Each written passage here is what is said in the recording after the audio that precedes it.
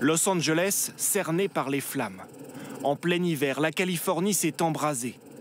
Des incendies hors saison, attisés par des vents d'une rare violence.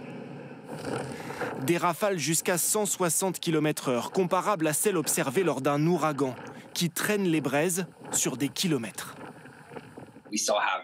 Des vents aussi imprévisibles, je n'en ai jamais vu de toute ma carrière. Ils vont dans une direction, puis font demi-tour vers les canyons. Cette situation est très inhabituelle pour nous. Un vent venu des hauteurs de la Sierra Nevada. L'air, qui était froid en haut du relief, s'écoule vers la côte, accélère dans les canyons et se réchauffe en arrivant dans la vallée, attisant les flammes. Un phénomène récurrent en cette saison. Ce qui l'est moins, en revanche, c'est la sécheresse hors norme qui frappe la zone. Après 2 années pluvieuses ayant favorisé la croissance de la végétation, celle-ci manque désormais d'eau, ce qui en fait un combustible idéal, même en dehors de la saison des feux. Normalement, cette saison de feu automnale, même si elle est catastrophique, elle s'arrête en hiver, parce qu'en hiver, il y a beaucoup de pluie en Californie. Sauf que ces pluies peuvent être retardées du fait du changement climatique. Autre facteur en cause, l'urbanisation chaotique de l'agglomération de Los Angeles.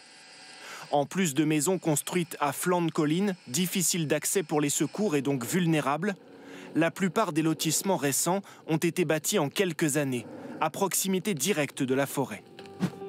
À Pasadena, des zones encore sauvages en 1994 sont aujourd'hui urbanisées. Ce qui complique les choses, en fait, c'est lorsqu'on a une mosaïque de quartiers urbanisés et d'espaces naturels. Lorsque les deux sont entremêlés, ça va permettre au feu de circuler et de rentrer dans les quartiers pavillonnaires.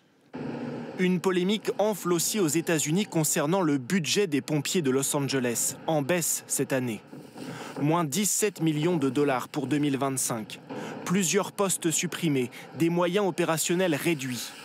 La maire de la ville est mise en cause, tout comme son prédécesseur, qui avait raboté de 500 000 $ le budget alloué aux urgences climatiques.